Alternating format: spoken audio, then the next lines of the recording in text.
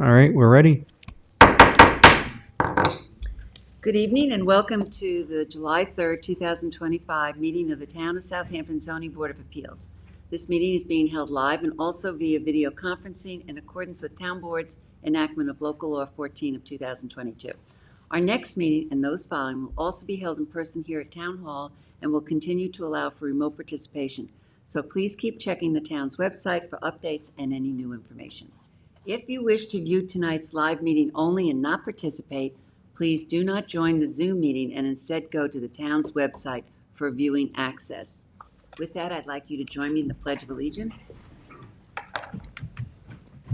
pledge allegiance to the flag of the United States of America and to the republic for which it stands, one nation, under God, indivisible, with liberty and justice for all.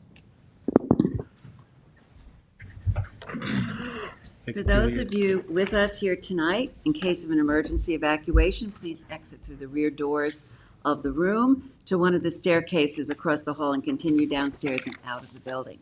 Do not attempt to use the elevators during an emergency evacuation. In case of a medical emergency, the automated external defibrillator and first aid kit are both located in the hallway on this floor opposite the elevator. Restrooms are located across the hall from this room. We'll begin this meeting with public hearings. We have applicants and members of the public here with us live and also standing by via Zoom webinar, which is being moderated by CTV. CTV will mute the speakers on Zoom until it's their time to give testimony before the board. Please be patient. If you find you're having difficulties accessing the hearing, visit the town clerk's meeting portal and click on the instructions link. Also, for those of you in this boardroom, please silence your cell phones and refrain from speaking to one another as it interferes with the recording of our proceedings. Tonight, Board Member Helen Burgess is participating via Zoom, and Board Members John Leonard and Julie Kane are absent. A reminder that applicants, agents, members of the public speaking other than attorneys will be sworn in, will state their address for the record, and will offer their testimony as it relates to the application before the board. In order to consider properly every application before us tonight, individuals commenting on a particular application have a time limit of 3 minutes. Also, before handing in any submissions to the board, please make sure that the documents identify the ZBA application name and tax map number. Application name should also be written on your certified receipts. Unless otherwise stated, at the end of an individual application hearing, all applications will remain open for written comments for all purposes until a set date. Those written comments can be addressed to the members of the board and sent via email, mail, and/or dropped off at Town Hall to the Board Secretary, Candace Cowell, in the Building Department. At this time, I'd like a motion to approve the minutes of our June 5th, 2025 meeting. So moved. Second. Mr. McDonald. Aye. Mr. Aye. Preben. Aye. Mr. Mastuni. Aye. Ms. Burgess. Aye. All right, chair votes aye. Sorry, Bob. We didn't get your name. Billy, All right, Bob, do you want to take us through the Yes, agenda? take it. tonight? Case number 4 on tonight's calendar, Bart Carafella, which is 7 Dock Road, Remsenburg, New York, 900-366-1-10, is going to be re-advertised and adjourned till 7/17. Second. No votes? No votes, Okay. no votes. Case number 5 on tonight's agenda, Joseph Taylor, 103 West Tiana Road, Hampton Bays, New York, section 900-257-2-5 is going to be re-advertised for August 8th. Oh, sorry, August 7th, sorry, August 7th. Case number 7 on tonight's calendar, 19 Bay Drive, Hampton Bays, New York, section 900-269-1-46 is going to be re-advertised for July 17th. Okay, Case number 8 on tonight's calendar, Wilderness Trail JV LLC. Which is, it's a landlocked, okay, there's no address. And all right, just give this. Suffolk County Tax Map 900-79-1-33 is going to be re-advertised, adjourned to August 7th. Is there a second? Second. Mr. Mastonia. Aye. Mr. McDonald. Aye. Mr. Redhead. Aye. Ms. Burgess. Chair votes aye. Case number 10 on tonight's agenda, 599 Dude Road, West Hampton, New York, section 900-392-2-3 is going to be adjourned till July 17th. Second. Mr. Mastonia. Aye. Mr. McDonald. Aye. Mr. Redhead. Aye. Ms. Burgess. Aye. Chair votes aye. Now into the decision calendar, I make a motion to reopen the application of Mark Smith and Heather Cole to accept written submissions. Second. Mr. Macedonia? Aye. Mr. McDonald? Aye. Mr. Redhand? Aye. Ms. Burgess? Aye. Chair votes aye. I now make a motion to close with a decision to be rendered later on this evening. Second. Mr. Macedonia? Aye. Mr. McDonald? Aye. Mr. Redhand? Aye. Ms. Burgess? Aye. Chair votes aye. The decision of Gary Fitterman will be adjourned to July 17th. Second. Mr. Macedonia? Aye. Mr. McDonald? Mr. Redhand? Aye. Ms. Burgess? Aye. Chair votes aye. The decision of Eva Shea Family Trust will be adjourned to July 17th. Second. Mr. Macedonia? Aye. Mr. McDonald? Aye. Mr. Redhand? Aye. Ms. Burgess? Aye. Chair votes aye. I now make a motion to reopen the application of Elizabeth Girardi Schoen to accept written submissions. Second. Mr. Macedonia? Aye. Mr. McDonald? Aye. Mr. Redhand? Aye. Ms. Burgess? Aye. Chair votes aye. Now we have a brief discussion on this. Right. So as you guys know, you saw from the written submissions, the building department had checked the revised plans because the request of the board and the neighbors, the applicants had moved the house backwards or back away from the front yard. And so I asked the building department to just confirm the setbacks that were on the survey. And it was noted by Marge's memo dated June 25th that they also needed relief for 2 patios and a parking area. I believe those were on the house before. They should have been advertised for relief anyways, but now the setback is slightly greater or the relief is slightly greater because they moved the house. We notified the architect. He gave us the written sub dated June 30th in his response. So the question to the board is, do you want to include this in any other relief necessary, or do you want to reopen to ask them to come back?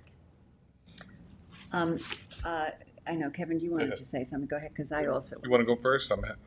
Yeah, okay. I think that we need to reopen this, to be Yep. honest, to have him come back.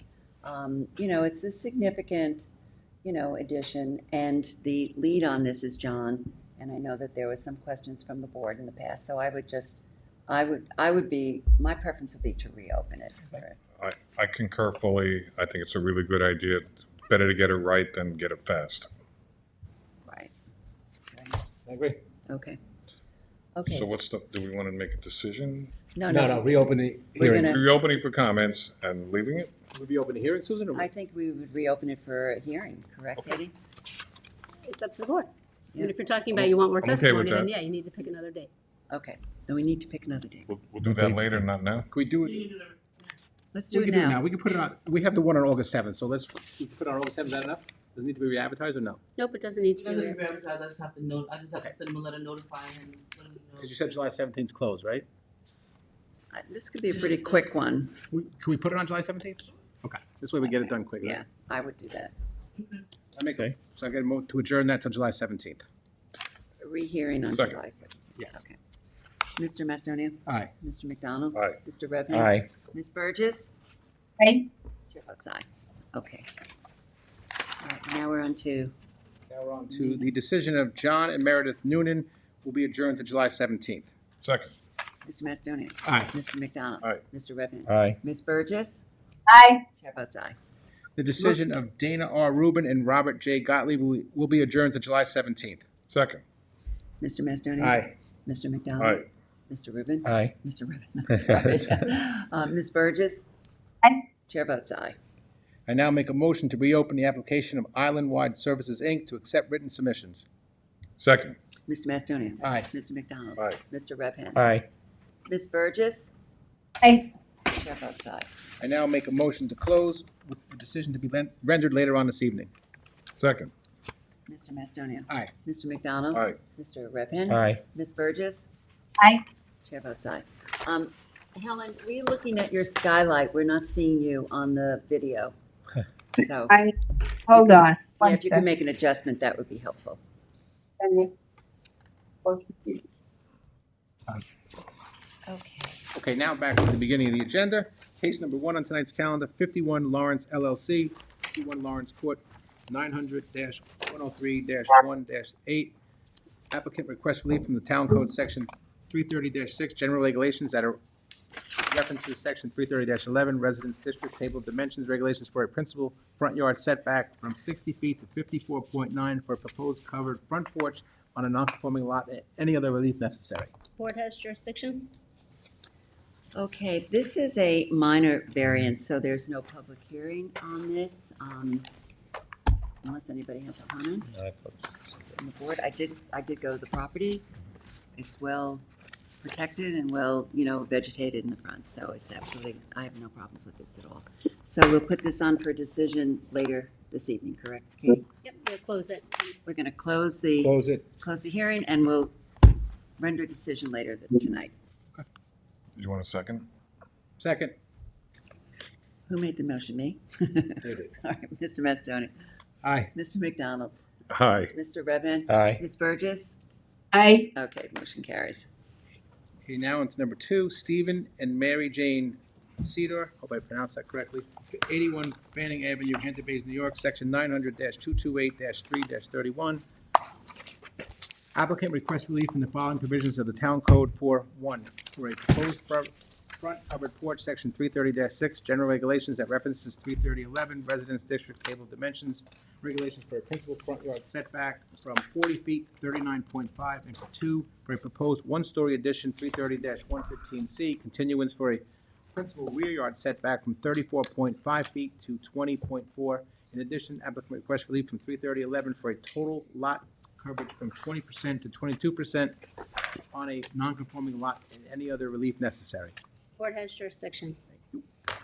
You swear to tell the truth, the whole truth, and nothing but the truth? I do. Please state your name and address. Steve Caputo, 120 Mill Road, West Hampton Beach, New York. Steve, tell us about the application. Madam Chairperson, members of the board, thank you for hearing us tonight. This application has to do with a property that is significantly undersized for the zoning. It's zoned R20, but the actual property is only just slightly over 11,000 square feet. Presently on the house, they're taking up about 11% of that lot coverage. With the application as it stands, that would move us to 22% of the lot coverage. So we're asking for 2% forgiveness. On the forgiveness on the front yard setback, it's less than a foot. The forgiveness on the west side is less than a foot. The forgiveness in the rear, though, is somewhat more extensive. We're asking for 14 feet. This had been reviewed by Art Gerhauser in the building department, and we qualified for the 3/10, 4/10, which gives us a little bit more forgiveness in the back, but we still need the 14 feet. When all is said and done with this house, which right now is very small, and will still be modest when they're done, this will be just over 2,400 square foot house on a, as I said, significantly smaller piece of property, not out of the other properties that are around. We're not sticking out as anything unique. Properties to the left, looking at our property to the left, they're much closer to the road than we are now, and properties to the right are closer in the back. As I said, it's a modest home now. It's a modest improvement on it. The issue that they've run into is zoned for 20,000 square feet. They only have actually 11,082 square feet. So they're kind of jammed anywhere they go. The additions to the house, what they want to put into the house, again, modest. It's just to increase the living area so that they can now spend full time at the house and be able to have a place to entertain and have 3 bedrooms. It's not, as I said, we're not building a mega mansions here. We're just constrained by a very small piece of property. Helen, this is yours. Do you want to say anything? I had the opportunity to visit the property, and I most certainly have no problems with this case at all. There's no pyramid involved in this, is there? There's not. No, Okay.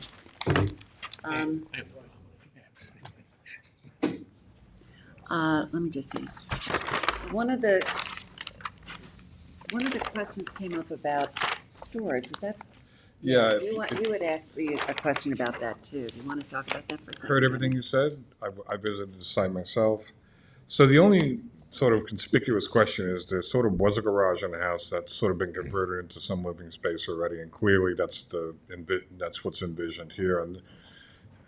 This has happened before where somebody comes to us and says sometime in the future, I have no storage. So I don't see any storage.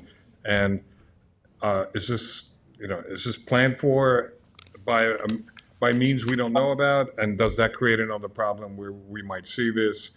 And talk through how that's provided for. I don't see it as a problem going down the road. The storage will be taken care of by a shed somewhere on the property, conforming. It'll be in a conforming location. They don't need a garage. They don't. They only have the one automobile. The house has some closet space. They've added closet space in it. But it's going to be more coverage, a shed. It's going to be more. It's going to be more coverage when they put it in, and Right. that will just be for outside furniture. And if they ever get a lawnmower, right now they don't. But it is not. And this is not. This is a couple more closer in age to me than to some of the younger people out here. So they are not. That family is not growing. They are where they're going to be on that in the growth in the house. You understand the question. Absolutely. Right, okay. Absolutely. So what Kevin's point is that you would have to probably come back for an increase in the variance of coverage. If they wanted to To go do a shed. for a shed that's non-conforming, but if we have a shed that stays under 120 square feet, which I wouldn't need a permit for, I think I'm okay. Okay, Because okay, I mean, we could even make it, if we had to, we could make it a non-permanent structure. They could go out and get one of the plastic Rubbermaid sheds that can, are now as big as 6 by 8, 8 by 8. Mm. They're not permanent, so that we wouldn't have to come back here. Mhm. And obviously, I'm going to advise them. I know how this board addresses this. You come once, don't come again, right. and they know that. They Okay. do understand that. But I Right. think And the other point is, and we always remind people that this runs with the land, it doesn't run with the owners. So while the owners are a little older and you don't think about expansion and stuff, it does run with the land. So just as a reminder for everybody that that's the Thank you. case. I hear all the time. Yes, We it didn't does. build it. We didn't build it and now we own it and yes, Now we want to okay. change it. Are there any other questions from the board? Is there anyone in the audience who wishes to be heard on 81 Fanning Avenue? Is there anyone on Zoom who wishes to be heard on 81 Fanning Avenue? No one on Zoom. Okay, Helen, do you want to take this? Okay, we're going to close the public hearing. We'll leave it open for written submissions till July 18th with a decision on August 7th. Second. Ms. Burgess? I Mr. McDonald? Aye. Mr. Redpan? Aye. Mr. Macedonia? Aye. Chair votes aye. Thank you very much, sir. Thank you very much. Enjoy the holiday weekend, everybody. Thank you, you too. Number 3 on tonight's calendar, South Dune Builders, 4 Cricket Path, Remsenburg, New York, Section 900-380-1-27. Applicant requests relief from the following provisions of Town Code for proposed first and second story additions. 1, the proposed second story addition, Section 330-84D, pyramid law for a sky plane encroachment to the south of 550 cubic feet. And 2, for the proposed one-story addition, 330-115C, continuance for a principal rear yard setback from the existing 56 to 55.43 for a proposed one-story addition, and from the existing 56 to 53.97 for a proposed roof over patio, and any other relief necessary. The board has jurisdiction. Are either of you attorneys? No. Okay, let me swear you in. You swear to tell the truth, the whole truth, and nothing but the truth? Okay, please individually state your name and address. My name is Dawn Hepzig. I reside at 50A South Phillips Avenue in Luxembourg. Okay, And my name's Scott Heptig. I reside at 50A South Phillips Avenue in Remsenburg. okay. Who wants to go first in telling us about the application? Well, we're looking to square off the back of the house. The setbacks are really not much different from what is there already. The house is set in a large piece of property. It's kind of set oddly on that space. And we're looking to put 3 bedrooms on the second floor. Currently has 2 bedrooms on the second floor. So this house was supposedly up the block. It was for Remsen, and then they moved it back in the early 1900s. Oh, they moved the house Yeah. physically, yeah. So when they moved it, it's very close to the private street. So right now, it's only like 8 feet from it, but it's a private street. It's not a main street. So the current house is there. The thing is that it's very old inside and needs work. So we bought the house and we would like to fix it to move there and to have our kids there. So with that said, when you see the house, the back already goes out that 55. So we want to add a kitchen to the side of it. And upstairs, they have 2 bedrooms that are in a bath that's falling apart. So we would like to fix it and put 3 bedrooms up there. So Cricket is a private road. Yes, it is. Yeah, okay. It looks like it's, It's on a 50-foot right of way. okay. What is, so that your lot is reasonably close to the back, and then there's, there's this sort of wooded, very thickly screened, I thought it was actually part of your lot. Yeah, the front part of it. That's a different lot. Yeah. That's It's actually a lot? Yeah. another lot, That's a lot. Okay. microscopic. Yeah, I believe it's 0.3. yeah. Okay, this is in, what zone is this? R40. R40, okay. So, and you're pretty much conforming to, because you're 48,000 square feet, right? Yes. So, yeah, Yeah.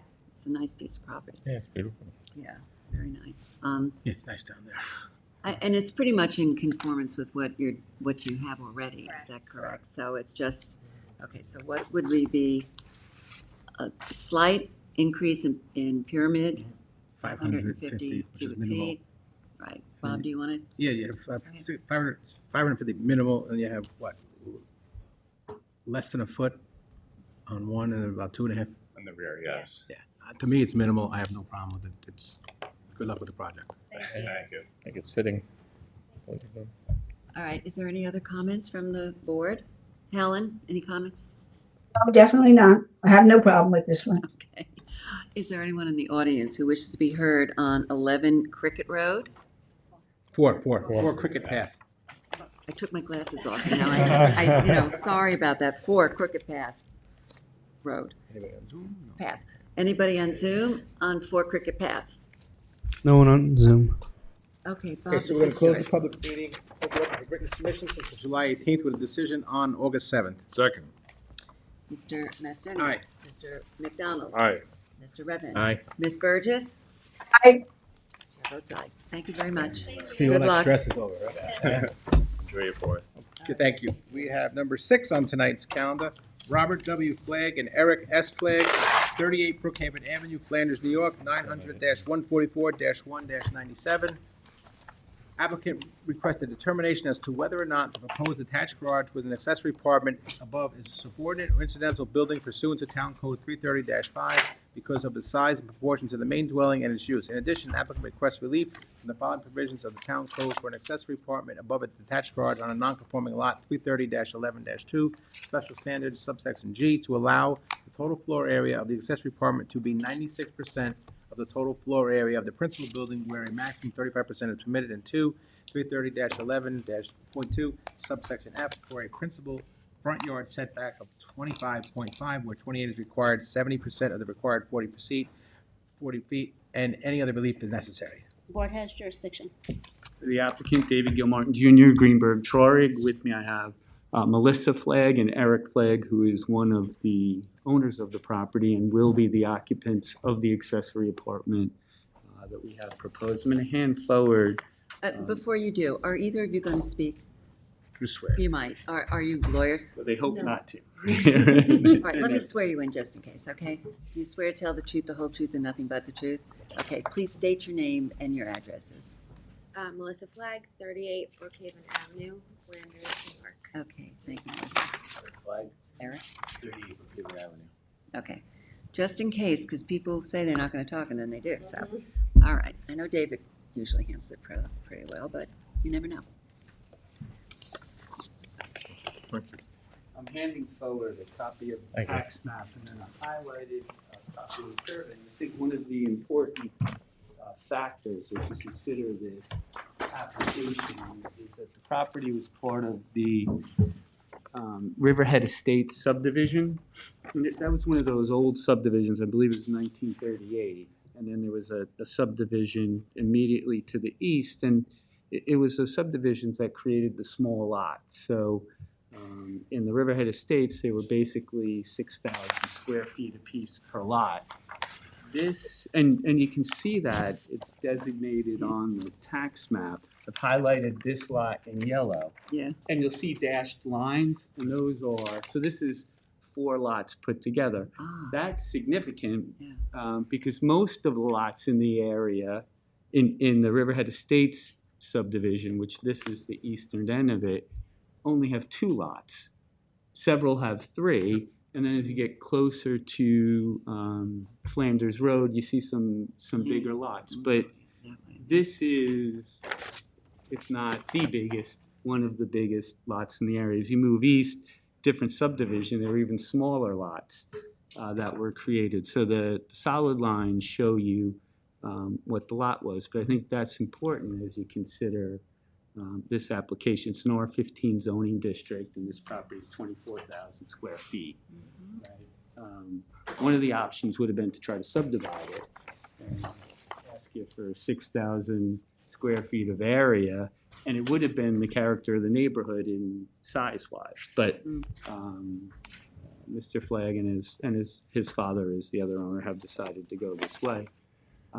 The other important fact that I think we need to understand is the current house is about 785 square feet, and that really limits what you could do. And I can say it's really small because it couldn't be built today. You need 800 square feet as a minimum per 330-105. So it is smaller than what would be permitted today, and it seems to me, as you look at these applications, that you shouldn't really, consider, you need to consider the size of the house, right? And I think the drafters of this law were thinking about other situations, right? That big property with the big house, and then you're gonna build a big guest house. Certainly, that's not the case here. So that created a challenge for us. It creates a challenge both in that we need an interpretation from you that this is an accessory structure, 1, and then 2, we need the size of the house is 35%, and that would limit us to, I think it's 275 square feet, and that's not permitted by the code. That's too undersized. The minimum is 400. So I think that really lays out the challenge. The other quirk in the law is this house was CO'd in 1968 or 69, 69, and it was CO'd with the setback for the house that we're looking from Polk Street. So if you see that, it exists, it's CO'd, but the quirkiness of the code requires that we get relief for it. You don't get credit for prior structures and those that are CO'd. I think that's something, a hole that needs to be fixed. But it won't be fixed before So we just to decide. clarify, so what you're saying is that the previous house, or the house was CO'd in 69 with the setback of 25 or whatever, 25.5 5 feet. off Polk Street. And because you're taking down the house? No. What are you doing? Leaving the house, this structure, the garage. Garage, I that's get it, gonna but have then- the apartment. So why do we have to revisit that? Well, because the building department said that that's the relief that I had to ask Okay. for, despite my objection that It's in it the town exists. code. Oh, already sealed. Town code says you can't have accessory apartments if you have all of these non-conforming setbacks on the property. So Okay. My It's in the code. response, It's in the code. I understand it's in the code, and we had that discussion, but I think when you're given a CO, it becomes conforming. But be that as it may, that relief is not for the structure that we're looking for, and that relief, that structure has existed since 1969. The benefit clearly is that a young local family who both work locally will be able to have their own home. Walk through a little. So the present garage that's there is going to stay. The sheds are going to stay as well. The couple of sheds on the property. I don't, I'm just trying to understand the whole like the picture. layout.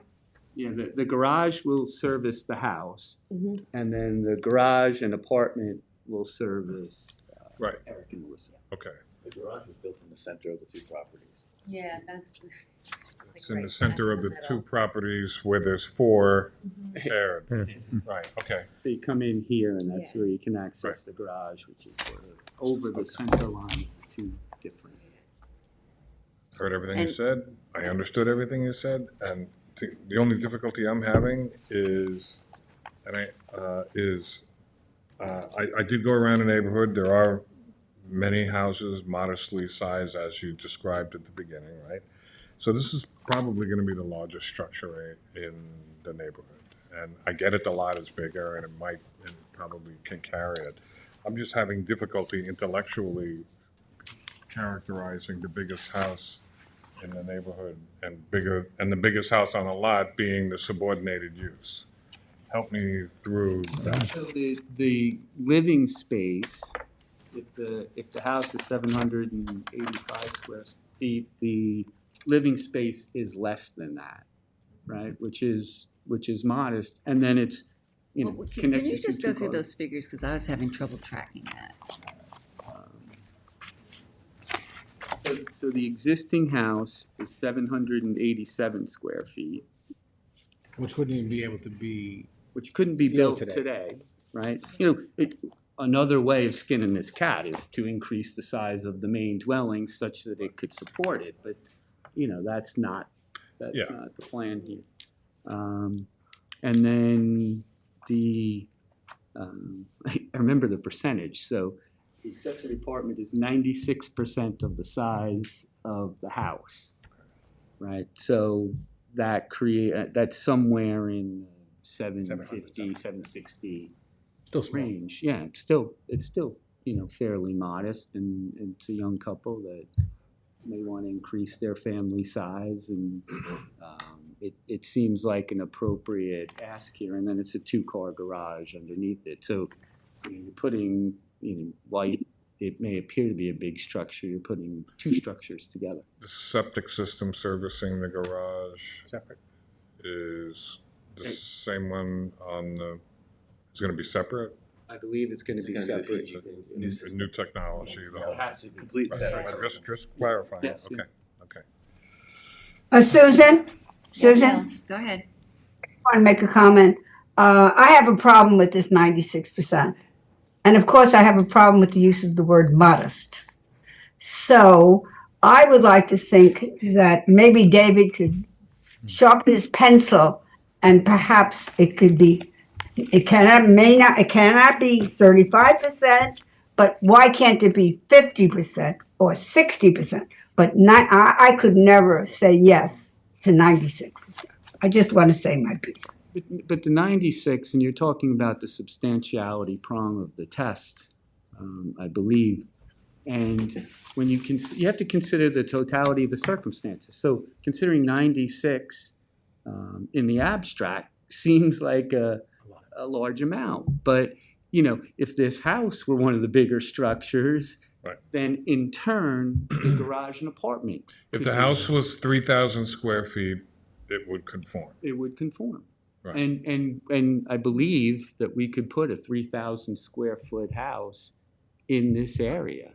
Right? That could be done. So when you consider the totality of the circumstances, 96%, again, in the abstract, I think is the wrong way to look at it. I think you have to consider what's on the ground. And it really is it's the quintessential case of why you're here, is for these situations. You're the relief valve to the zoning code. The zoning code wasn't created with all the properties in mind. Right? And the reason why your zoning code is constitutional is because you exist, right? And you exist for exactly these situations. So I think the 96% isn't really an accurate figure to consider in this particular case. I don't think so, David. I understand. I mean, they put that number at 35%. And I could see that we could move a little bit up, even a little bit more up. but to do it practically the size of the house, maybe it isn't appropriate for them. Maybe they need to find something else.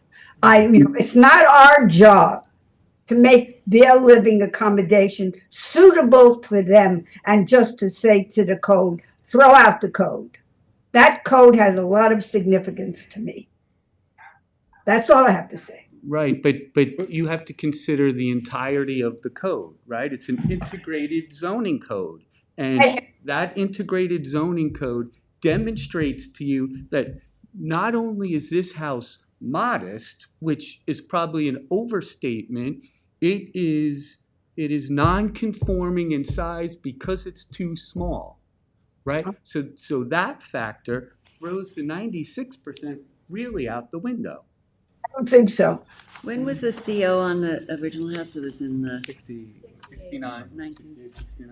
Okay. And we also actively try to get some type of affordable housing of people living in the community, which we do make those exceptions when it's affordable housing. So I'm not saying this qualifies for that, but I understand 96% is high, but it's 96% of 700 and something square feet, not I think if it 5,000 square was- feet. I feel like if it was 96% of a 2,000 square foot house, that would be a different story for me. This Right, me is a too. very modest, small If house. you look, the house across the street is a two-story, pretty large house, larger than the dwelling that we're gonna make, and it's on half of the property that we have. So it wouldn't stick out really in the neighborhood at all. Yeah. There's multiple houses that are two-story dwellings right next to us. I'm okay with it. Stories like all around us.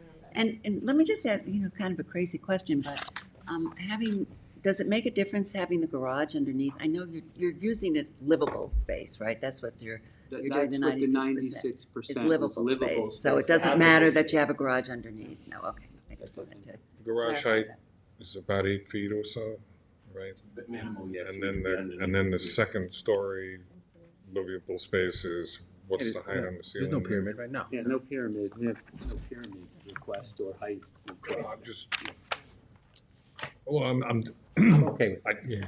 I take your point, but I'm still, I'm processing the size, that's all.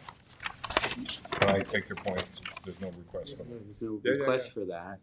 We meet lot coverage and all of the other things that you would consider I understand. in size, we meet. And easily. No setback issue, right? That's other than the one that you have Other to than one correct. pre-existing, basically. Yeah, the pre-existing, yeah. What, 3 feet, 2.5 feet? I think this is an unusual case. I understand what Helen is saying, and clearly we don't want to be setting precedents in terms of percentages. We really do stick with the 35. We sometimes go up to 50 and on a rare occasion. I think this is a different situation because of the very, very small size of the house. And Susan, is there a possibility that we could ask David to come back with a presentation closer to 75% as opposed to 96%? we could always ask. I Well- don't think We would- that's an application that we want to make. We want to go forward on the existing application. And understand this is a young and How big is the, what's the Then you livable come into like a space? 596 square foot apartment, which is like some people's closets. No, I'm serious, I'm not being sarcastic, but I know. So the accessory apartment is 765 square feet. yes. All right, it's a very small thing. Okay. I'm not having a problem with this. However, I think that the point that Helen makes is valid, and I think that we often get hoisted on our own petard with this stuff because people come back and say, well, you gave 96%, and let me give you a rundown of the 96% that so I don't know how the rest of the board feels on this. I agree with Helen, and the 96% is high, but But I this think it's particular reasonable case, in this case. I think this is why we're here, to make exceptions for those percentages, and I think this fits into one of those rare categories where we will go above what we normally are comfortable doing. I'm okay with it, on this case only. And I think, any kind of a decision that we make would have to make a very strong point about that. the thing I'd say about precedence, and it's one of the things that as the chairwoman said, you get hoisted on your own petard sometimes. But if you look closely at that area of law, the only time precedents is really a factor, is if all the facts on the property, in the law we call it four square, it's four square the same case, and all properties are different, so you have the ability to distinguish. Right. You know, this particular case, you have a very good zoning lawyer to write the decision, and you put all of those factors in to distinguish it. The other thing not to forget is you at a board can give out variances and then say, you know what, we've done it too much. It's becoming too, and you can deny it based on that, right? So there are a lot of avenues to avoid the precedential argument. I think one of the most important factors is the one that I raised, that this lot is much bigger than the surrounding lots. And so as far as precedents in this particular area, people are gonna be hard pressed to come in and say to you, hey, we're half the size, but we want the same relief. And so you're half the size, right? But, you know, and then, you know, I don't think it's a, you know. There's no coverage issues either. You heard from any neighbors, any issues, complaints, or nothing? Okay. All right. Is Did you there guys any? talk about the driveways on the property? Are they both existing? They're both existing, and the driveway to the accessory apartment will come off an existing driveway, which is what's required by the code. So that you're eliminating the curb cut, is that what you're saying? No. Okay, well, what are you saying, that it's gonna come I'm- off the other driveway? I'm saying that we're accessing it through an existing driveway and then coming up to the accessory Okay, apartment. then you need a variance to have only one driveway. To have two driveways, where only one's permitted. They're existing. They're both existing. I don't disagree, I'm just telling you what the code says. I know, The code but- says only one access driveway should be permitted on the lot. It exists with two. I'm just saying you need relief. So you're saying that because of the existing garage, that it goes up?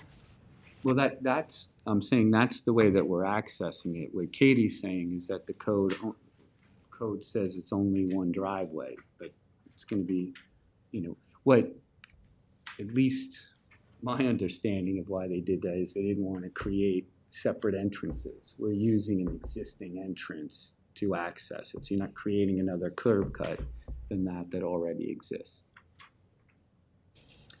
Do you feel we need to have a variance on that, Haiti? Yeah. Because if we do, then I'm that just has saying to we be- should just add it, yeah, that's all. Okay. I'm not saying it's not warranted. Okay. So I think that would have to be added. Can you consider under any relief necessary? Yes. Okay. Okay. Certainly add it. It's another distinguishing feature.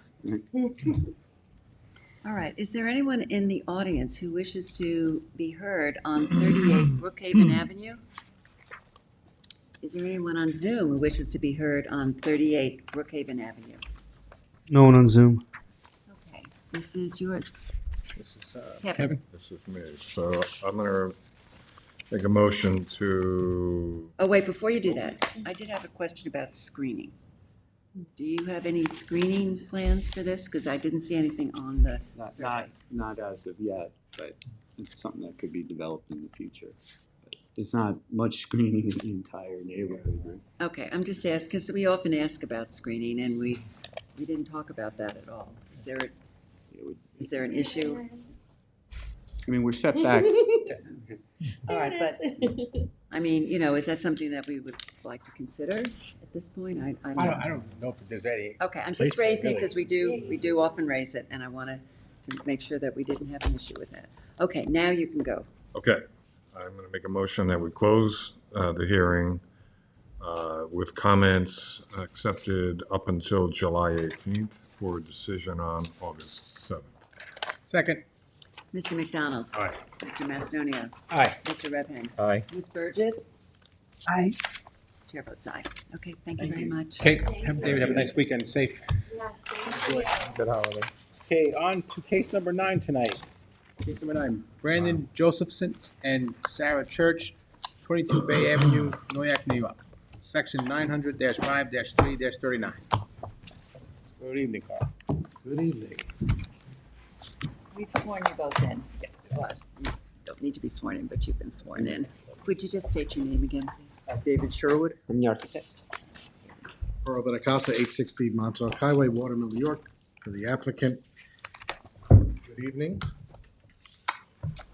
When we were last here, the board considered various requests from relief. And with respect to the request for pyramid, there was, the board asked that we provide some evidence of other relief granted in the neighborhood. Now, we had discussed it at the last meeting, but they wanted the specific grants, some background, and the decision themselves. I have presented to the board a memorandum outlining those various variances granted in the neighborhood, relevant and similar to the ones being requested here.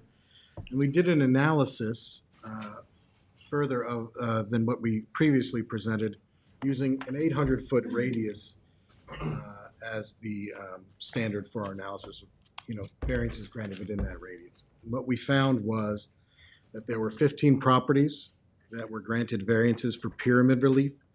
Those that relief ranged from 59 cubic feet at the low end to 8,532 cubic feet at the high end.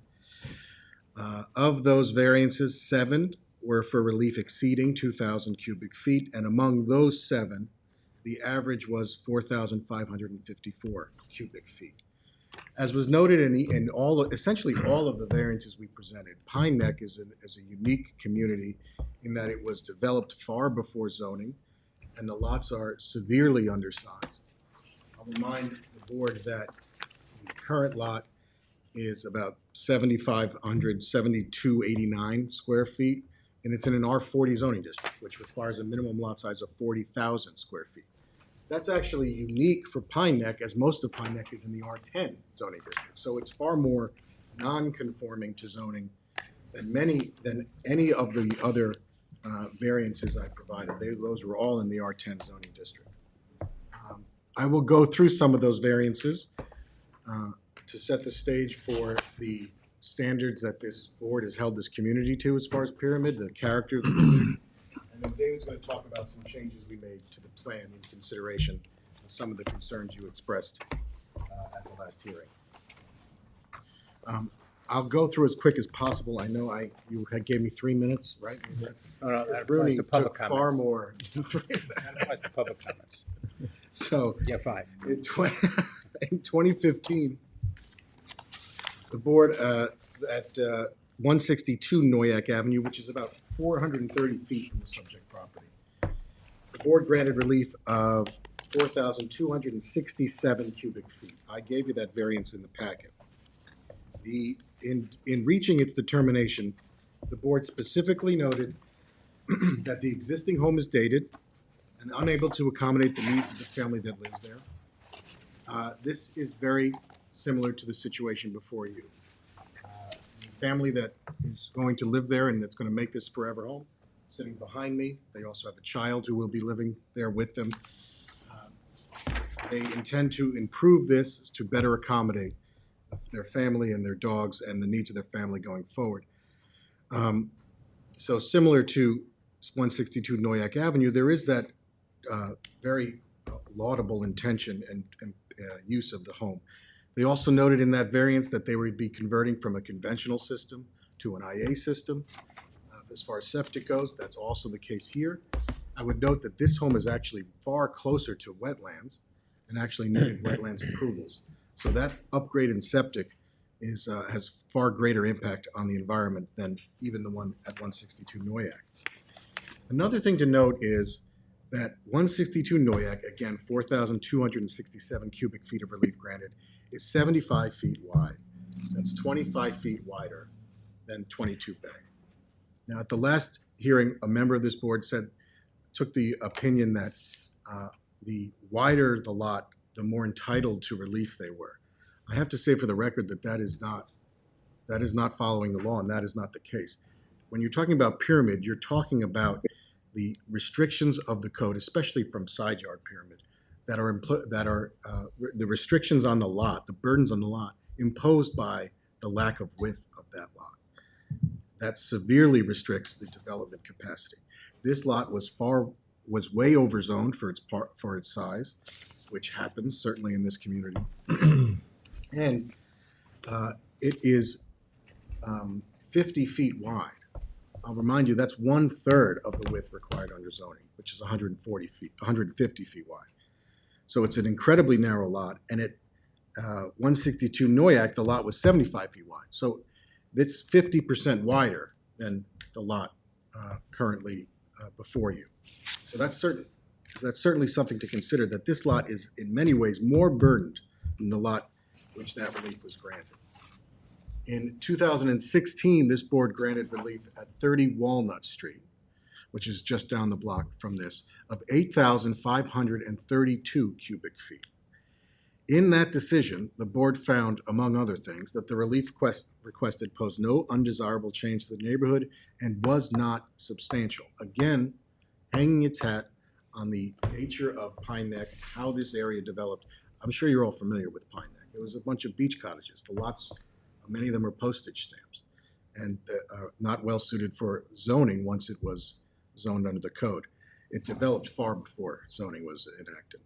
So it's not surprising that so many lots have been granted variances. Susan, say something?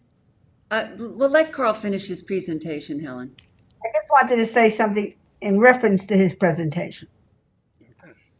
Okay. To say is, Carl, when you use the word this board, you mean the board, not this board, because this board did not render those decisions. So Well, I prefer, Helen, you know how I feel about you, and I mean that in a very good way. But this board did render decisions similar to that. We'll get to them in a second. But Okay, but- yes, if you're more comfortable with me saying the zoning board, of course, the zoning board. the last two. I Yes. want specifically, you mentioned it, that statement for the last two, and it wasn't this board. Okay. I Okay, think you thank know you. that I meant the zoning board of appeals. I know what you meant. yes. Okay, thank you. It should be noted that, as I noted, it's in a more favorable zoning district. The original relief requested was actually 10,000 cubic feet. So this 8,532 cubic feet that was granted was a negotiated reduction. Well, it was given 7,000 something first, and then it And then came back. I noted that. I know, in the yes, report. I know, but, okay. In 2023, this board considered an application for pyramid relief at 188 Noyak Avenue, which sits less than 200 feet from the subject premises. This is the closest recipient of relief that we were able to find. The application was for the construction of a single-family home on a vacant lot, which naturally exists without the constraints of an existing structure and footprint, so a blank slate for development. It's also less constrained than the subject lot in that it sits, again, in the R10 zoning district, which has more favorable zoning, and the width of the lot is 12 feet wider than the lot before you. In the face of vocal opposition from the neighborhood, the board granted relief of 5,373.28 cubic feet, finding that the variance, again, was not substantial and will not have an adverse impact on the neighborhood or the physical and environmental conditions within the neighborhood. A copy of that decision has been provided to you. And in 2024, just over a year ago, this board reviewed the application of 21 Dogwood Street in Noyak. I don't know if you remember this, I don't believe John or Kevin were on the board, but the rest of the board members were. And in this unanimous decision, after a series of revisions suggested from the board, relief was granted in the amount of 3,871 cubic feet.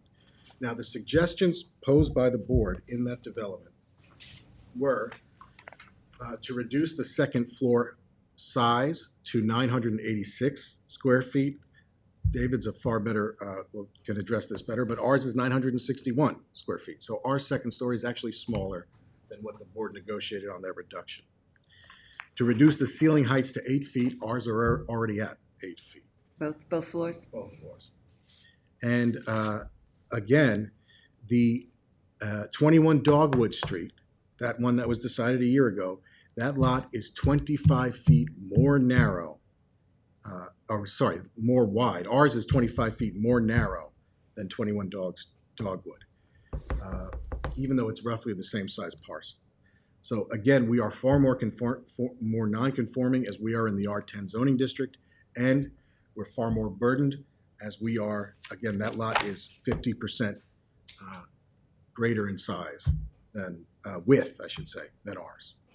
So each of the above decisions embrace the same sort of overarching understanding that this community, Pine Neck, exists uniquely in the town. These lots are uniquely burdened, this one perhaps more than any.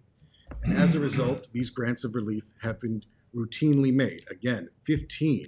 And Pyramid's a relatively new section of the code. There've already been an 850-foot radius, 15 variances granted. I would also note, finally, that there is an existing pyramid encroachment. As Katie mentioned last time, we're not using this structure to piggyback into the development.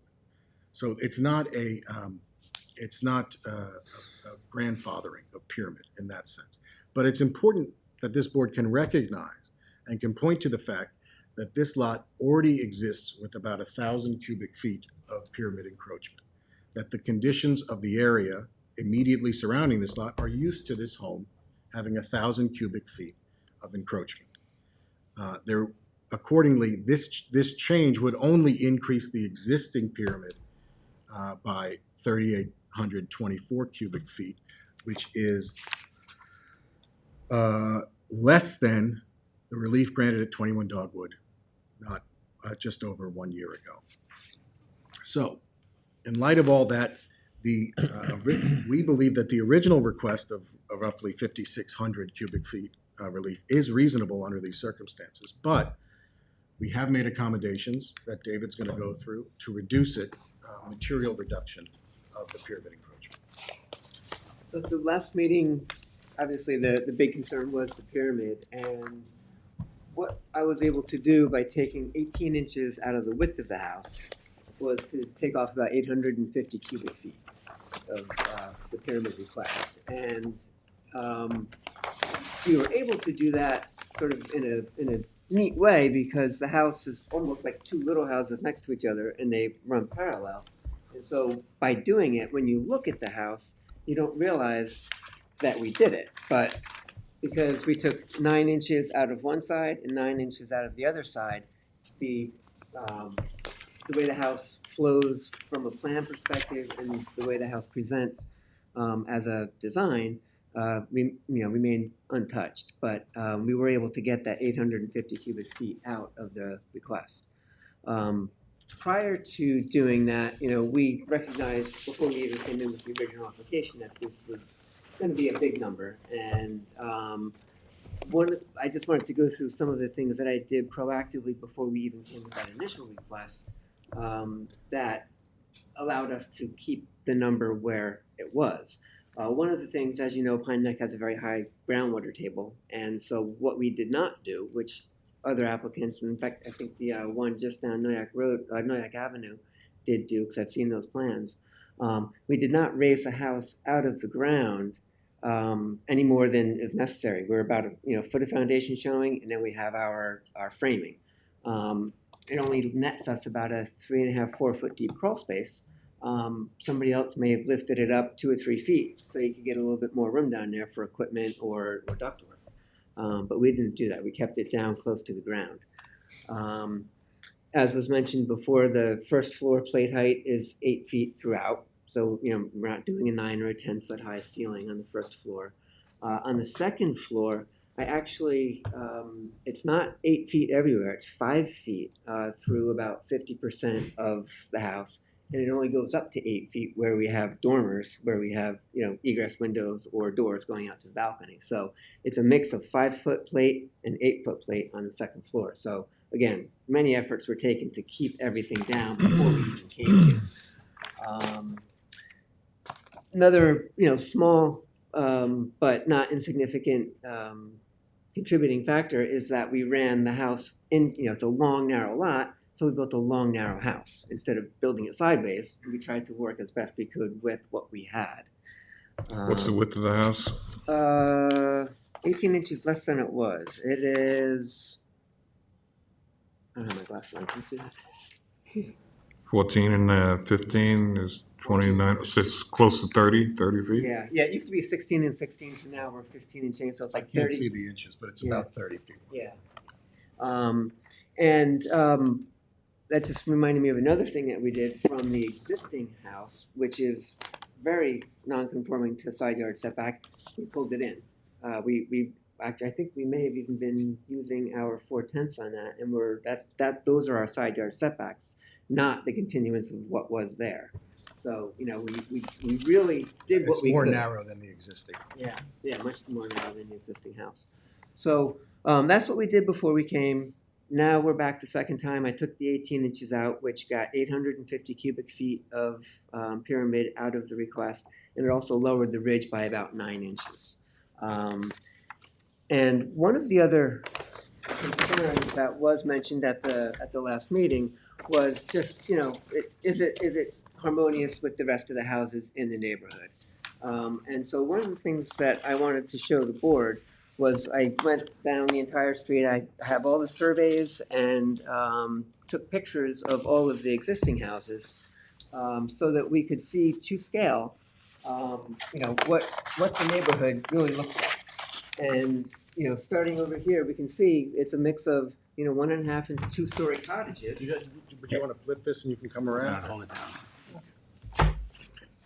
You know, it's a mix of 1.5 and 2-story cottages. Ours is, you know, sort of right in line with it as we keep going. And then when we get down to the end of the road there's, I don't even know how big this house is, probably about 5,000 square feet, lifted up because it's in a FEMA zone. These are not in the FEMA zone. So it's lifted up on piles, so they got, you know, sort of Tons of relief. a head start. So, and you look at that, that's the undesirable change in the neighborhood, not that. You know, this is commensurate with Those are all of mostly the 1 story or cottages. 1.5, correct? They're cape forms. Some dormer. This is a full 2-story. Second story. This is a full 2-story in the back. This was I an can't addition. see the Yeah, this 2-story was in a- the back. A ranch in the front, and they did a 2-story addition in the back. You can see that roof line in the Yeah, back. you can see the roof line above there. Yeah. Very You know, small. that's a cape, so they're second-story Dormered, yeah, dormers. yeah. And, you know, ours is just a little bit taller than a cape because, again, the 8 and the 5, my rafters take off from a 5-foot plate on the second floor, not an 8-foot plate. So it's really in keeping with the character of the neighborhood. You know, it's cottage architecture, pitched roofs, shed roofs. I think this is the one that kind of jumps out at you when you look at the streetscape, not our application. And did that get a variance? I don't believe it I don't did. No, I don't think it did. Yeah, but character of the neighborhood was the concern, and that's what I'm addressing. Okay. So I have a couple of questions if I can. I don't know who's Go up ahead, next. Kevin. Okay, so I appreciate the work you did, appreciate the thinking you tried to employ here.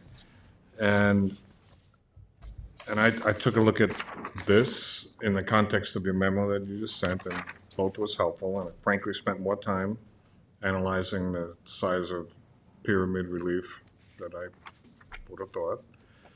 On either side of the house, the pyramid relief average is 700 cubic feet.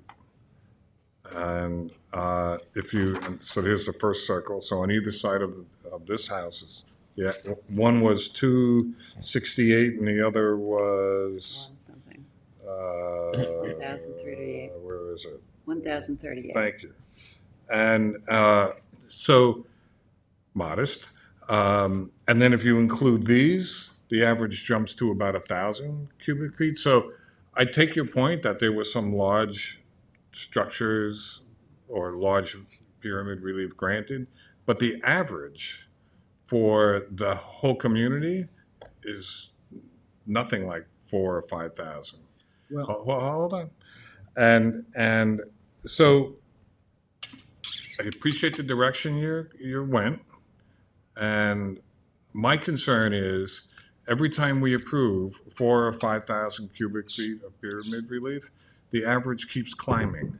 And then everybody comes in and says, well, you know, the average is climbing, I'd like to contribute to the climb, right? Which is the wrong direction in my view that we should be going. one. And the second issue, which we really haven't covered, is it's a small lot, I get that, but it's 28% coverage, which is not small. So it's a substantial coverage on top of the pyramid, which is not small. So I still have the concern, can you squeeze it a little more and see if the same math works that way for the reasons that it worked in the first instance? And, can you lose the pitch on the roof, which may drop some of the pyramid relief as well?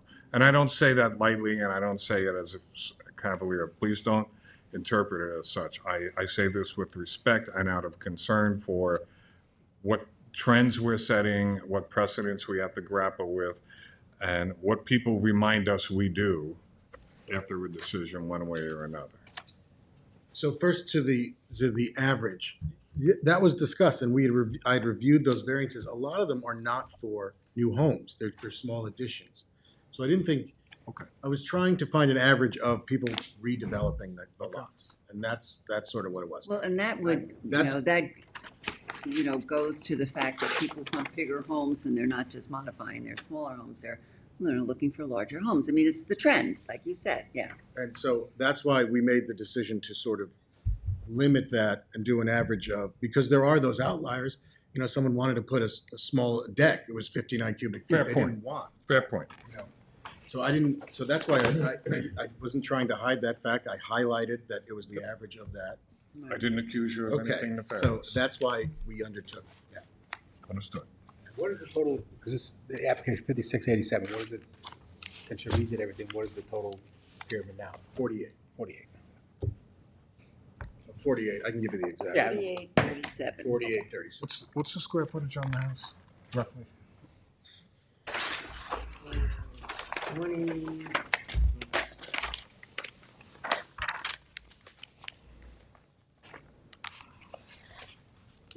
$1,281 on the first floor and $961 on the second, so 2,200 square feet.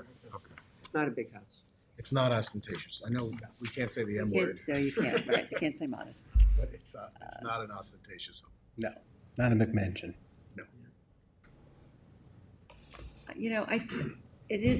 I think Kevin makes a good point. I think, like I said, you're trying to use what you've got in the way of property and build a house that's going to be suitable to you. And I, I definitely appreciate that. But I think his point that we keep on upping the averages and then, keep upping the averages. And it's troubling, to be honest. It is a little bit troubling. Well, it's an arms race. I look at It it is. case by case. I don't look at the up and the averages. That I know the work that you put into doing this, changing it back. I know it's about 900 and something, but to get that 900 was a project on this lot and this. Yeah. No, and I think, keeping somewhat of a normal design of the house. You could just do a flat roof on it, but it's not going to fit. That wouldn't fit in the neighborhood. I don't have an average in my mind. I take each project what it is. I know I'm okay with this, but I think you need 4. So that's. Yeah. So to Robert's point is that it is a case by case thing, and there were lots that were granted far in excess of what we're asking for. There were lots that were getting close to what we're asking for that were not as burdened, and I think that's the consideration. This board asked for an analysis variance, and you did a good job on that. and we provided that. And I don't think, respectfully, I don't think that's a fair consideration. What's the average in the area? I think it is a case by case, set by standards of what's the character of this community, which is guided by decisions of this board. Not only decisions of this board, but that's part of it. And that's why when Helen asked for specifics, we were happy, and I think the rest of you wanted specifics, we were happy to give them, because this area has seen, unlike any other, really, that I'm familiar with. Pine Neck is one of the most covered with variances of any area out here because it is so burdened. And I think this fits right within what that average was. And that's what I was trying to show you, that the average that I was pointing to won't be impacted by this. It's actually supports the relief we're requesting because this is absolutely average from what's been requested in the past. I mean, literally a year ago, this board granted it around the corner to a lot that was less burdened. And, you know, you can talk about whether precedent is held, but this board, a unanimous vote of this board, except for John and Kevin, including the chair, including Bob, including Helen, voted for that variance. I look at it, if you just, for instance, got to 38 as opposed to 48, would anybody in that neighborhood even notice the difference? I don't think so. So I think it's just a number that the board can't be stuck on a number. You have My to look at opinion the is I project. think you did a great job designing it for the property. After I went through the plans, I thought it was for me also. So you would have two, you'd be 50-50. One of my concerns is the fact that we're missing two board members who had a lot to say about this application the last time. And we just got your analysis like 2 days ago. So it's not as if they've had an opportunity a week in advance to take a look at it and everything else. So I'm reluctant to move forward until we get some response from them.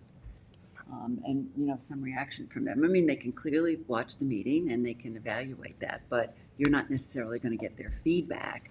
And so my question to you is, you know, how do you want to proceed? I mean, I think that there's still some concern on this board. There's some positive thinking on this board too, so.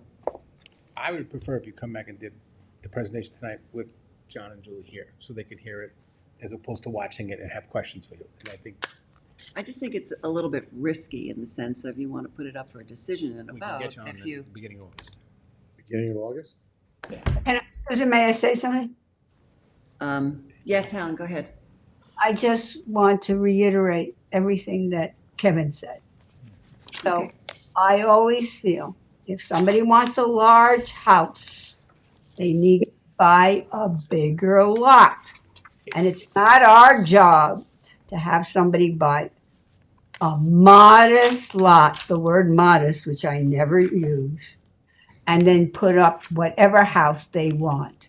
And I think that's part of our problem is that we have too often said, oh, it's a small lot, we got to give them a big house. And I think that it's about time that we stop saying that. And we think a little bit differently. And Helen, I that's- agree, but I don't believe a 2,100 square foot house is a large house, especially in our town. Well, that's another conversation we can have, because I have a different view on that than you do. Well, I think what Helen's point is that these properties were never designed to, they were designed for cottages. I mean, you know, and that's what, you know, people had out here. And so now we're trying. Those are not cottages. No, I know, but you know what I'm saying. I mean. I understand. And I think, you know, what's happening is we're in a transition period and it's very difficult. It's difficult for people who still want to maintain small homes, and it's difficult for us because of the constraints that we have under the code. So we deal with that, and it's not easy, and we try to take it case by case. But these properties, and they're in gorgeous areas, and we know why people want to stay there because they're absolutely gorgeous. But they want what they want. They want a home that accommodates what they want, and they want to be in a gorgeous place, but the gorgeous place was not meant to carry homes of a certain size. So that's what the concern is. If I can add just one last point. I know you're going to digest this, right? And the owners are as well. And I would respectfully ask you to consider working on some further compression, if at all possible. And the more that's done, the higher comfort level I think other people can feel. So in terms of timing, how do you feel about having another hearing on this with the two board members present? It seems that that's what the board is most comfortable with, so of course we would agree. You know, it's up to you. I mean, you want to take a gamble? I mean, it's up to you. I think it's worth, you know, Another hearing. So, but can you get us on, how quickly can you get? 8/7. August. Susan, can we put it over with the ability that Wait a my second, Helen, we're trying to sort out something here. All right, the next You have, let me tell you, you have August 7th or you have August 21st. Seven. All right, so, Helen, we're gonna, whose is this? Wait, This is Julie's, but I'll close it, I don't care. one question for me. How soon do you want to get those documents? Because I gotta make sure I get enough time to get into the board, so they can look at them. Well, you have the documents already. But if there's any If revisions. there's any revisions. If there's revisions, we can get you them, at least 2 weeks before the meeting, no problem, I think it's July 3rd, so. Yeah, but it was a very thorough analysis, but we got it 2 days before the board meeting, so we need to do better on that. If you're gonna provide anything new, please try to get it to us with enough time for us to take it into consideration. And if you don't provide something new, then we've got the material, so. Carl, if you can do revisions by like the 18th, I'm gonna say maybe the 22nd of July, the latest. Does it give you If there's a time to- change, if there's any changes. Yeah, we'll have to talk, and if there's a change. If there isn't, that's something different. What was the week of the 22nd? I can do that, yeah. All right. I know, is anyone Okay, on Zoom? so we're gonna I'm adjourn. gonna ask if anybody wants to be heard. Is there anybody in the audience who wishes to be heard on this matter? Is there anyone on Zoom who wishes to be heard on 22 Bay Avenue? No one on Zoom. All Okay. right, so I'll fill in for Julie. We're gonna hold open the public meeting until August 7th, right? Right. And then 2 additional board members will be here to hear the presentation. Okay, is there a Second? second? Mr. Mastonia? Aye. Mr. McDonald? Yes, Mr. thank you. Redmond? Aye. Ms. Burgess?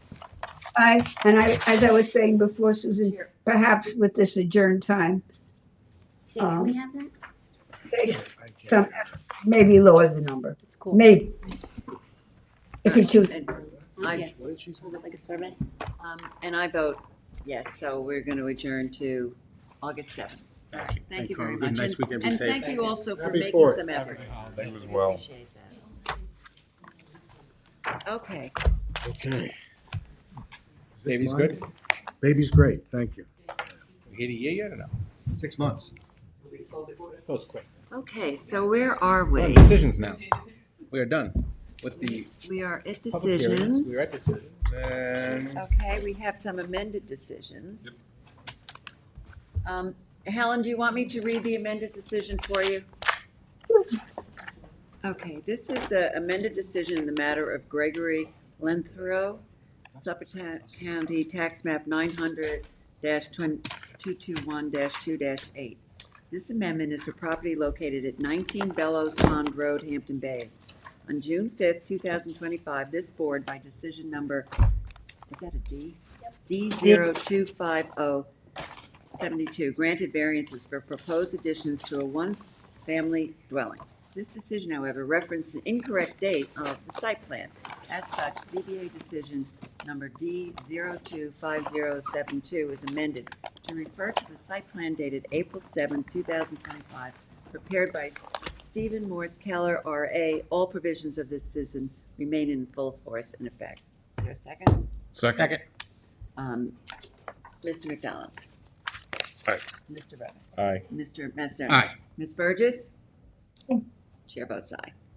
Okay, I have an amended decision in the Brian Farrell, Suffolk County Tax Map 900-62-1-10. This application is for property located at 11 Robbins Lane, North Sea. On June 5th, 2025, this board, by decision number D025066, granted variances for a proposed dwelling with attached garage. This decision, however, referenced an incorrect survey date. As such, ZBA decision number D025066 is amended to refer to the survey prepared by John M. Abruzzo, PLS, last dated April 30th, 2025. All other provisions and conditions of this decision remain in full force and effect. Is there a second? Second. Mr. McDonald? Let me just qualify, while I voted no, for the application, I don't see any reason not to vote yes for a correction, so yes. Okay, thank you. Mr. Aye. Redmond? Mr. Aye. Mastonia? Ms. Burgess? Aye. Chair votes aye. Okay, now I have a minor variance that we discussed earlier in the meeting for 51 Lawrence LLC, Suffolk County Tax Map 900-103-1-8. This application is for property located at 51 Lawrence Court Watermill. Applicant seeks a variance for a principal front yard setback for a proposed covered porch. This application passes the standards set forth in New York State Town Law and Town Code. Therefore, this board grants relief from Town Code Section 330-6 General Regulations that references Section 330-11 Residence Districts Table of Dimensional Regulations for a principal front yard setback of 54.9 feet where 60 feet is required for a proposed covered porch on a non-conforming lot as shown on the survey prepared by Robert A. Smith of Squires, Holden, Weissenbacher, and Smith, last revised May 9, 2025, and the plans prepared by Christian and Dixon, R.A., dated July 8, 2024. Grant of the foregoing is subject to such other conditions and permits as applicant has already acquired or may otherwise have to acquire for final approval of subject premises. Second. Mr. Mastriani? Aye. Mr. Redmond? Aye. Mr. McDonald? Aye. Ms. Burgess? Aye. Chair votes aye. Okay, Bob, do you want to read this one? This one. Mark Smith and Yeah. Heather Cole. Uh-huh. This is the decision for Mark Smith and Heather Cole, Suffolk County Tax Map 900-255-1-30. This application is for property located at 23 West Tiana Road, Hampton Bays. Applicant seeks a variance for a pyramid encroachment for a proposed second-story extension to an existing two-story house on a non-conforming lot burdened by wetlands. The board finds that this application passes the standards as set forth in New York State Town Law and Town Code. Therefore, this board grants relief from Town Code Section 330-84D, pyramid relief for an encroachment in the amount of 1,066.3 cubic feet on the north side for proposed second-story addition to an existing two-story dwelling as shown on the site plan prepared by Anthony M. Portillo, last dated June 23, 2025, and the second floor plans, elevations, and pyramid diagram prepared by Anthony M. Portillo, dated June 5, 2023. The grant of the foregoing relief is subject to such other conditions and permits as applicant has already acquired or may otherwise have to acquire for final approval of the subject premises prior to the issuance of any certificates. 1, removal of a 10 by 10 shed, and 2, removal of the driveway encroachments on the adjacent town preserve plan. Second. Mr. Mastriani? Aye. Mr. McDonald? Aye. Mr. Redmond? Aye. Ms. Burgess? Aye. Chair votes aye. Okay, Kevin, you're next on this one. Here. Oh. Here, No, this that's one. not me. Oh, sorry. Okay. I'm going to make a motion to approve the application of Janice Lee Golson, Suffolk County Tax Map Number 900-129-2-7.1. This application is for the property located at 314 North McGee Street, Tuckahoe. Applicant requests relief to allow a 4-lot planned residential development subdivision where 3 lots are conforming. After discussions with the board and adjacent property owners and with conditions that will be filled as covenants on the resultant lots, this board finds the applicant passes the standards set forth in New York State Town Law and Town Code. Therefore, this board grants relief from the Town Code Section 330-10A6 Resident Table District of Use Regulations as it relates to Town Code Section 330-11 Residence District Tables of Dimensional Regulations and Town Code Section 247-4 Yield to allow a 4-lot PRD where only 3 conforming lots can be created. This relief is granted for the density of 4 lots only and not for any existing or proposed building or structure.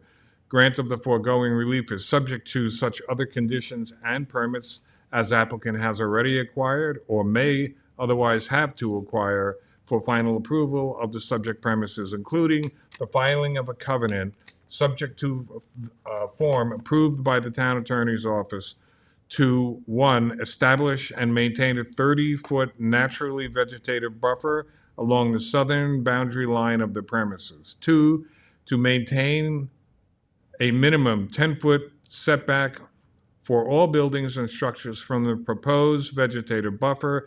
3, to prohibit the construction of any pickleball courts or any proposed, prohibit the construction of any pickleball courts on the 2 proposed southern lots, and 4, install and maintain a row of 8 to 10 foot tall arborvitae or on the northern edge of the naturally vegetated buffer. Second. Mr. McDonald? Aye. Mr. Mastriani? Aye. Mr. Redmond? Aye. Ms. Burgess? Aye. Chair votes aye. you're next. Island-wide. Yep. This decision for Island-wide Premier Services, Inc., Suffolk County Tax Map 900, 354-3-3.2. This application is for property located at 13A Summit Boulevard, West Hampton. Applicant seeks a variance for a premises to have 0 road frontage where access is provided over a 20-foot easement. The premises was subject of a previous ZBA decision to subdivide the lot and create 2 lots with 0 frontage, so the citizen's decision now proposes to develop the lot as well will supersede such approval. The board finds that this application passes the standards set forth in New York State Town Law and Town Code. Therefore, this board grants relief from Town Code Section 33082, lot width for road frontage of 0, where 40 feet is required, as shown in the survey prepared by Vincent Tenaccio, last dated September 26, 2024. The decision supersedes ZBA decision number D025008, dated February 6, 2025. Granted, the foregoing relief is subject to other conditions and permits as applicant has already acquired or may otherwise have to acquire for final approval of the promises. Second. Mr. Macedonia. Mr. McDonald. Aye. Mr. Redmond. Aye. Ms. Burgess. Aye.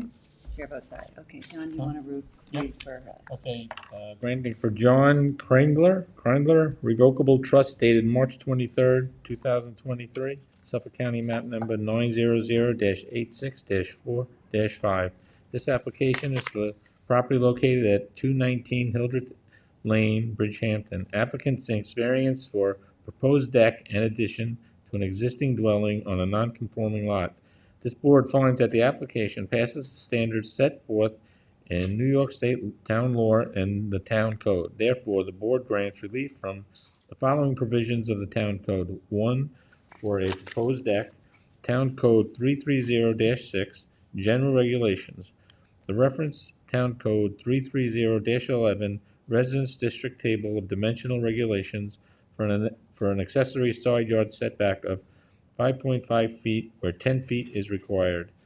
2, for a proposed addition to the existing dwelling, Town Code 330-115C, continuance for a total side yard of 16.7 feet where 17.6 feet is existing, and the minimum side yard setback of 6.8 feet where 7.7 feet is existing, and Town Code 330-84D, pyramid law, for a total sky plane encroachment of 792.1 cubic feet, 279-7 cubic existing on the west, plus 512.4 cubic proposed east, as shown on the survey prepared by Robert A. Smith, L.S. of Squires Holding, Weissenbacher and Smith, last revised February 21st, 2024, and the floor plans and elevations prepared by Sarah Jacoby, R.A., dated May 15th, 2025. The grant of the foregoing relief is subject to such other conditions and permits as applicant has already acquired or may otherwise have to acquire for final approval of the subject premises. Second. Mr. Redmond. Aye. Mr. McDonald. Aye. Mr. Macedonia. Aye. Ms. Burgess. Aye. Chair votes aye. Okay, Kevin, you've got the last one.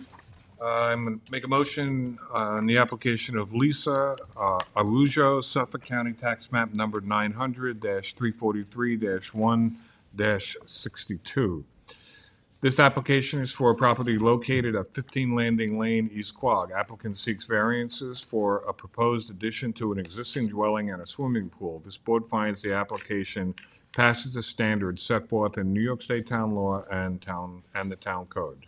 Therefore, this board grants relief from the following provisions of the code. 1, for a proposed addition, 1, Town Code Section 330-6 general regulations that references 330-11 residence district tables of dimensional regulations for a total side yard setback of 29.36 feet where 35 is required.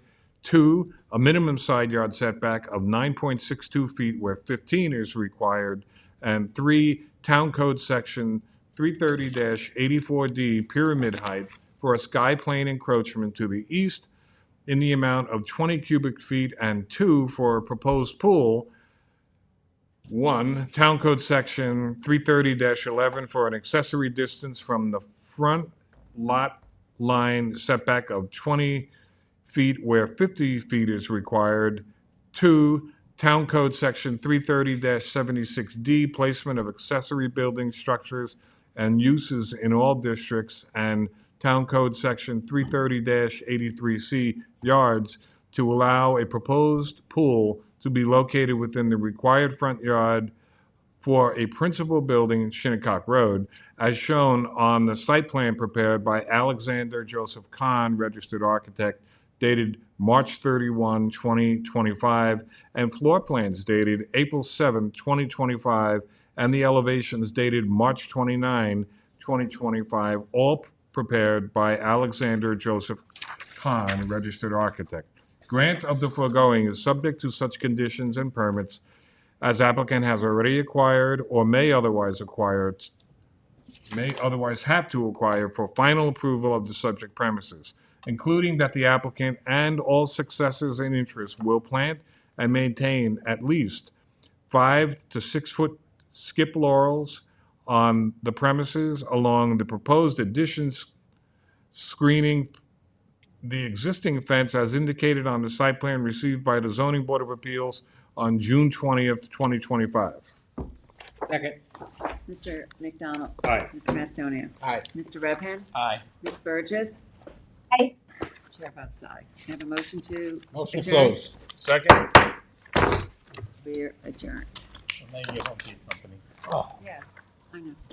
I know. All right, well, yeah. Bob just-